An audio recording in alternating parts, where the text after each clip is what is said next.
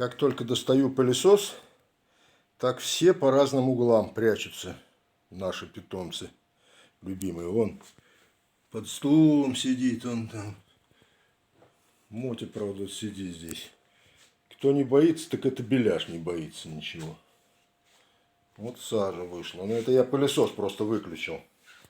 Сейчас стоит включить, и все, пойдет уже в разные стороны сбегаться будут. Дуська боится тоже, вон она побежала уже. Вот так.